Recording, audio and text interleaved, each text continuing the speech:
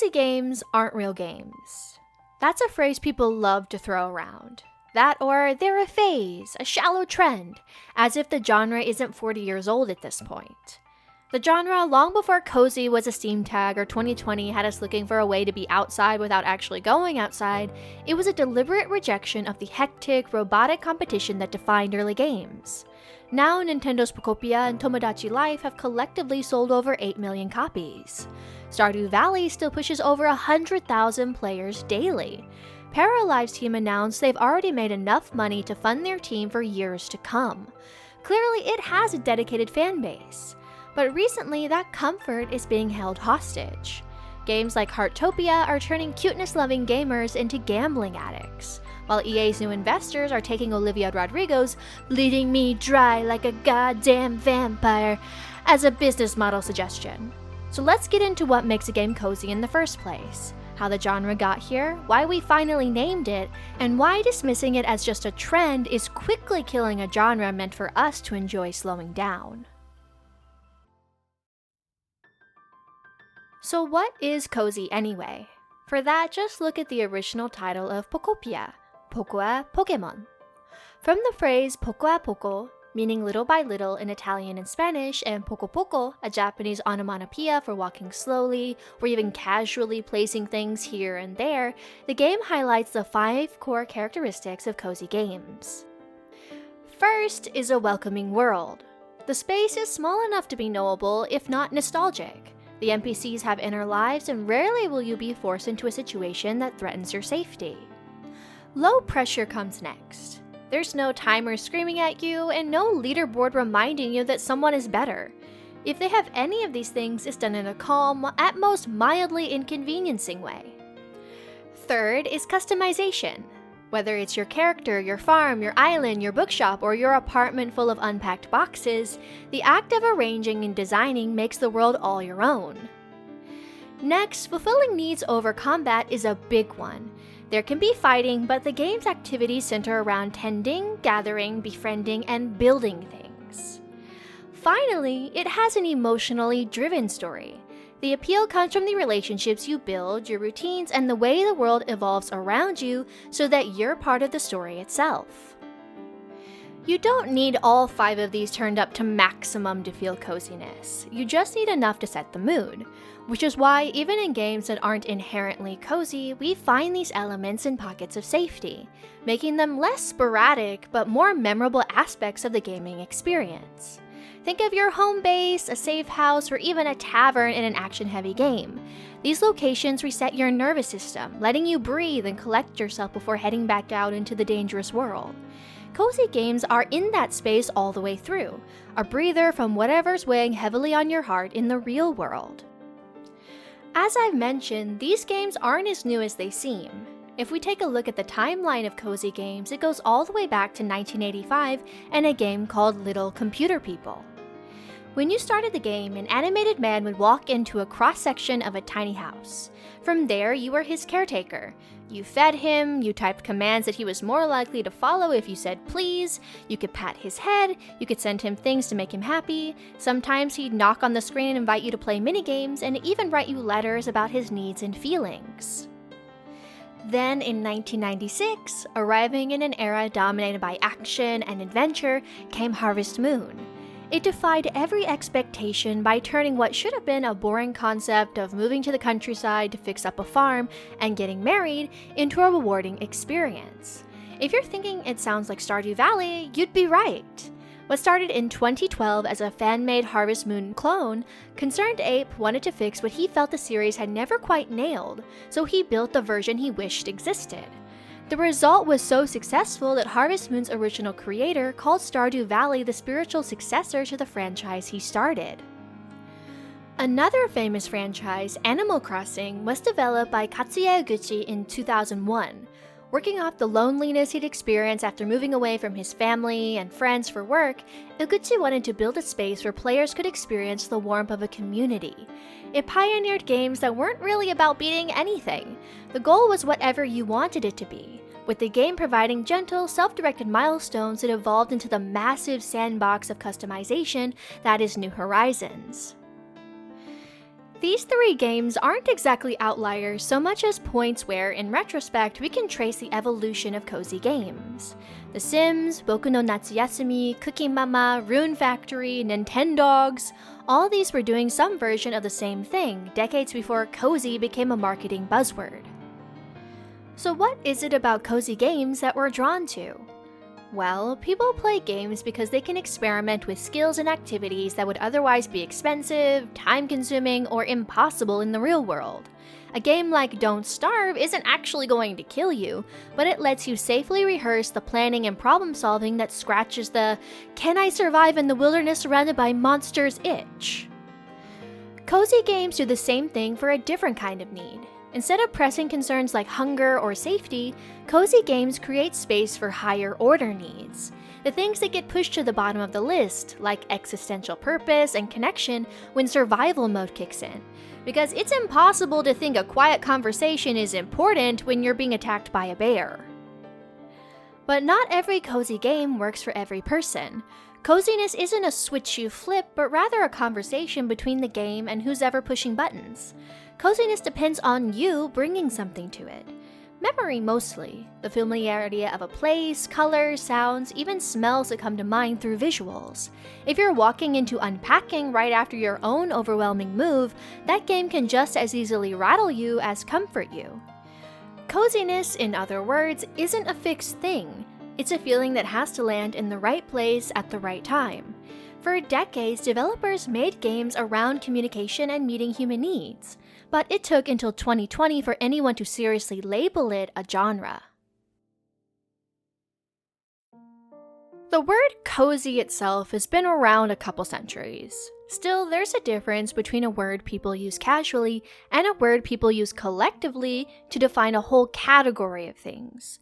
This feeling in games has been extensively studied, from the NIH and think tanks to various universities to even Reuters and their absolutely amazing minigame style report on how video games can be an antidote to stress and anxiety.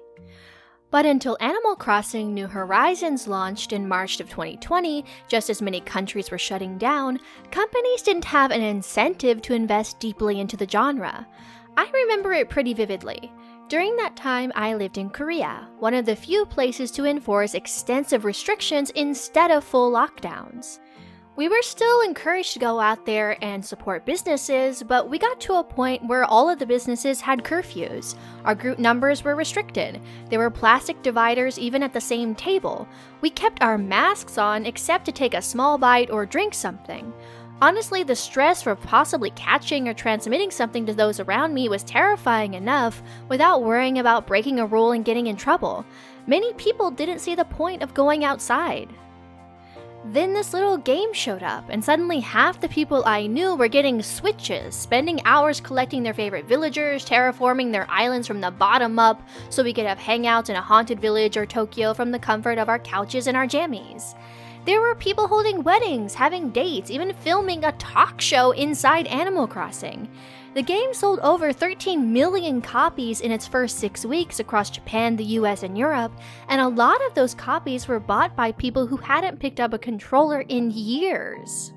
There's no way the developers of New Horizons predicted Miss World Pandora 2020, but Eguchi had built it almost 2 decades earlier to combat the exact same loneliness caused by distance that was now enforced on a global scale.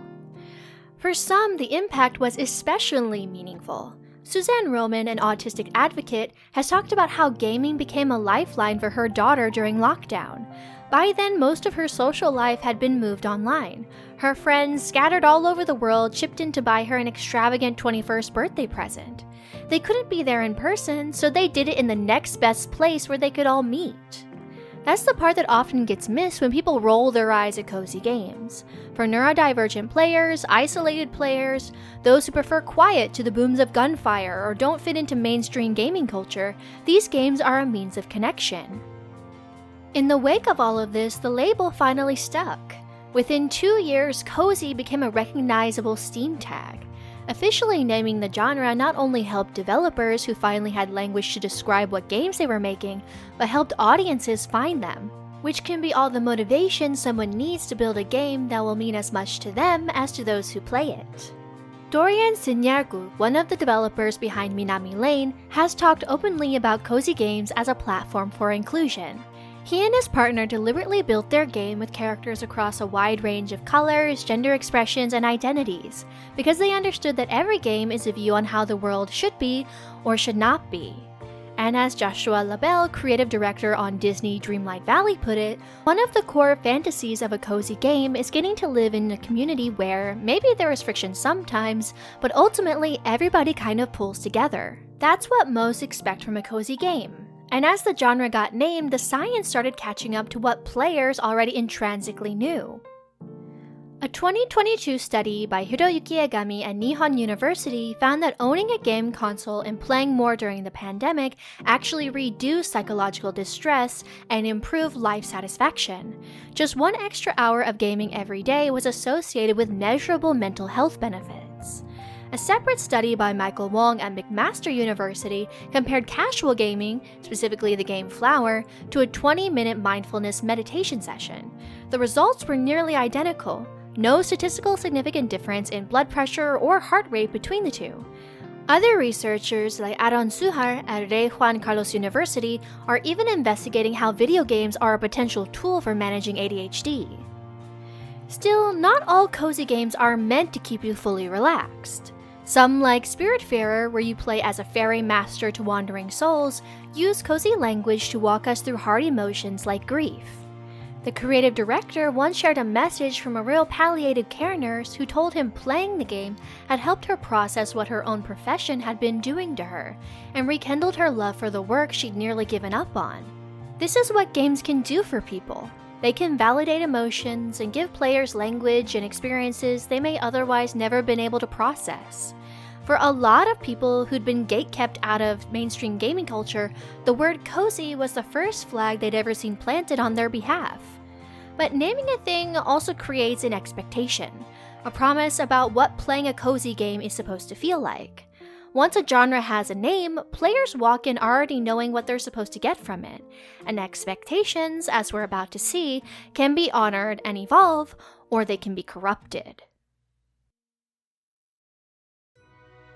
There are over 2,600 cozy games on Steam, and among the games considered as major touchpoints in how the genre evolved, only one can be found there, Stardew Valley. The other two, Harvest Moon and Animal Crossing, are only available if you've got a Switch or a Super Nintendo lying around. And yet there are still the games people reach for when they talk about how the genre evolved. If we go back to those 5 characteristics from earlier, we can see why, because each of these games leaned into them in different ways. Let's start with the most important one, a welcoming world. And because 2 of the other characteristics, fulfilling needs over combat and low pressure, are really just facets of what makes a world welcoming, we'll cover those at the same time. Harvest Moon's world consisted of your farm, a mountain, and a 6-building town with residents on a strict schedule. Players had to guess the time using visual cues like the darkening sky, or when the farmer yawns, or purchasing a clock for your house. Time always froze at 6 p.m. and you could pretty much keep doing things unless you ran out of energy. There was no combat. The radical move in 1996 was to take care of things, not kill them, so the world welcomed you, but it could also feel a bit robotic and unforgiving. Stardew Valley's inspiration from Harvest Moon is arguably most identifiable in the structure of the world, but it improved on making time a constraint. Combat got added back in, but it was relatively easy to power through it, and it was a means to an end for improving the town and relationships. Combining that with deeper character schedules, backstories, more festivals, and specific things to look forward to in each season, the world felt relatably complicated without being demanding. That shift made sense for players in their 20s and 30s, the generation that grew up with Harvest Moon, or those who generally were old enough to want characters who weren't just cookie-cutter romantic interests. As for New Horizons, it stripped back the realism. I mean, the villagers excluding you are all animals. It became completely uncomplicated. Villagers might be cranky, but never cruel. They never ask too much of you, allowing you to focus instead on forming the island. The most aggressive thing in the game is when a tarantula chases you across the beach, and even then the punishment is just waking up in your house. It had a wholesome sort of welcomeness designed for a world that already had too much going on. Each game also told their version of an emotionally driven story. Harvest Moon told one of legacy, where watching the seasons turn, you fixed up your inherited farm, built a family, and attended festivals. As the first farming sim of its kind, the simplicity worked in its favor. Stardew Valley kept those beats, adding in various world-level events and conspiracies like Joja Mart, the corporate store trying to drive out the town's local businesses. The community center you could either restore or replace by selling out to Joja. The choice was a moral one, and a lot of players, including me, spent entire playthroughs refusing to step inside the Joja Mart out of principle. New Horizons doesn't have a story. The closest thing to a finale is KK Slider's first concert, which signals the end of the extended tutorial, not the game itself. This might make the claims of it being emotionally driven seem like a lie, but the emotional weight came from your real-time investment spent on the island, and how every villager and decoration reflected a story you were telling. That leaves us with customization. Harvest Moon barely had any. Your character looked the same as every other player's character. The world was customizable only in the sense that you could decide which crops to plant or who to marry. Stardew Valley expanded that significantly. Farm layout, building placement, gear, multiple farm types, deep modding support that let players essentially redesign the entire game. New Horizons was a game where players spent more time customizing and arranging their islands than doing anything else. Harvest Moon might be a bit outdated, but Stardew and New Horizons are still much loved. Among games that would otherwise appear very similar, everyone can find their personal mix of cozy whether you want to be a caregiver or a pot stirrer. For example, in Pokopia, you play as Ditto, transformed into a human-shaped helper, restoring a post-apocalyptic world for Pokemon to inhabit while uncovering what happened to humans and their civilization. Its personalization goes beyond just making your space pretty by requiring you to customize the world for the Pokemon to thrive. For those who spent years watching slice-of-life Pokemon shorts, this is the closest we feel we've gotten to a game where Pokemon are friends, not rivals. As for Tomodachi Life Living the Dream, it takes the original 3DS Dollhouse Simulator and pushes personalization to the edge of insanity. You design Miis down to their personality quirks, how they eat or walk, fashion, catchphrases. If you want to make your sister, Lightning McQueen, lactate, or your favorite singer, it gives you all the tools for it. They write songs, get into fights, they fall in love at first sight, have their confession crashed by other Miis, and experience utter devastation. You can lend a helping hand or just watch their chaotic little lives unfold. Both of these games are published by Nintendo, a massive corporate entity that could have turned out something soulless, but actually managed to think about what their audience would want to play, albeit with a sharp price tag. And that's the thing about corporate involvement in cozy games. It's never as simple as good or bad. Just ask Tom Nook. If you spend any time around Animal Crossing, you already know him. He greets you when you arrive on the island, sets you up with shelter, and then politely informs you that yes, you do owe him for all of it. To one side of the internet, Tom Nook is a charitable lender, offering a 0% loan with no deadlines or credit checks. To the other side, he's a loan-sharking slumlord who owns the only real estate on your island and traps you in a perpetual cycle of unpaid labor. Corporate interests in cozy games, like Tom Nook himself, can go either way. It can give us Pokopia and Tomodachi Life, games built to comfort us with no time limits or high-pressure expectations. Or it can weaponize comfort to squeeze players dry. When I was younger, I was obsessed with The Sims. My parents loved games and were fine with me playing them too. However, they didn't really think I was old enough for The Sims, so I secretly borrowed it from the library.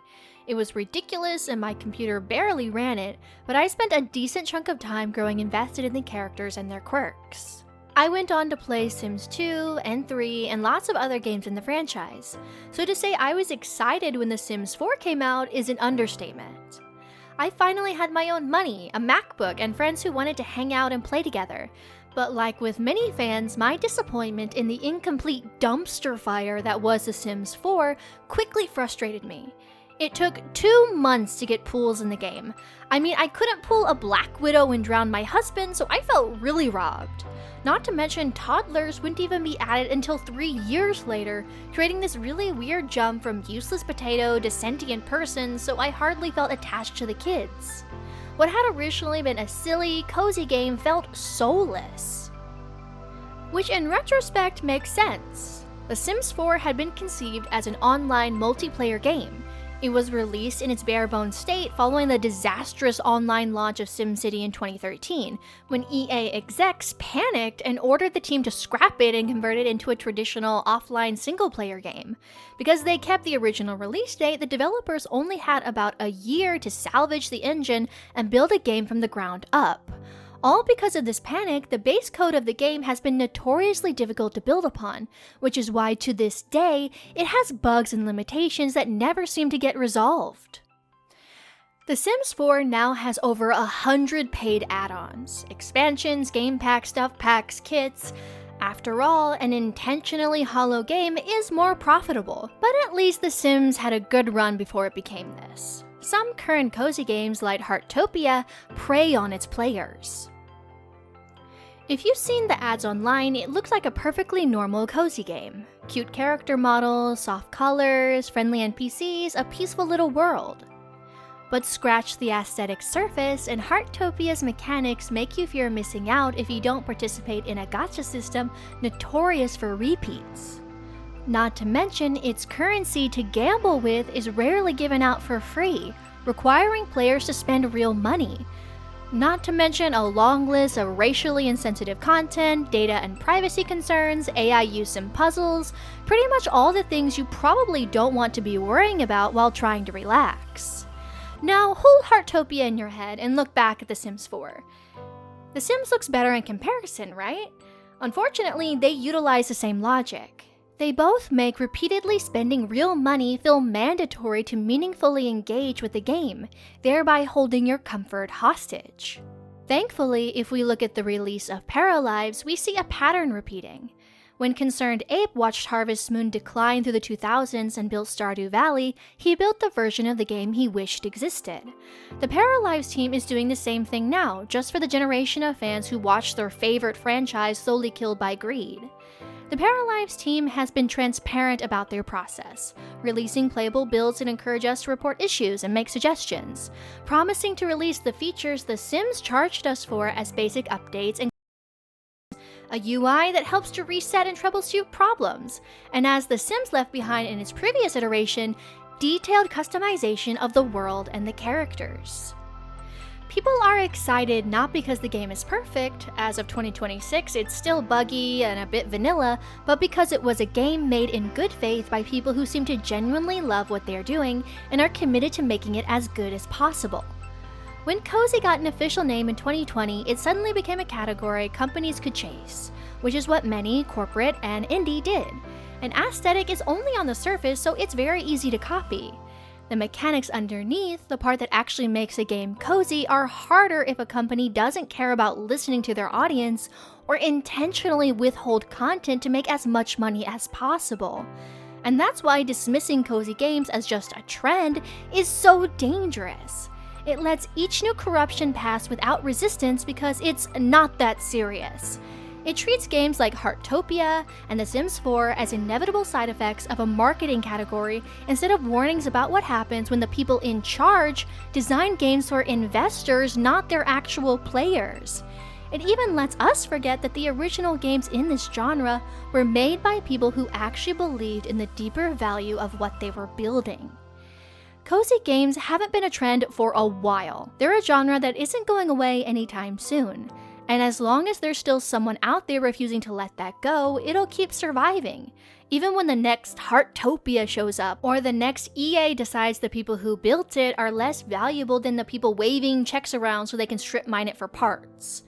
So whatever cozy game has been sitting in your library waiting for you, go play it. Support the developers who treat you like a person instead of a dollar sign. And the next time someone calls cozy games a passing trend, you'll know they're describing a version of cozy that companies built to be disposable, not the comfort that exists underneath. I write more stuff like this on my Substack, and if you'd like to support the channel with a coffee, it helps keep things going, but honestly, just being here is more than enough. If you've made it this far, thanks for slowing down with me. And if you found yourself unable to explain why you're protective of quiet things in a loud world, ditto. That's why I'm Pickle Ditto, because whatever storytelling pickle you're in, I've probably been there too.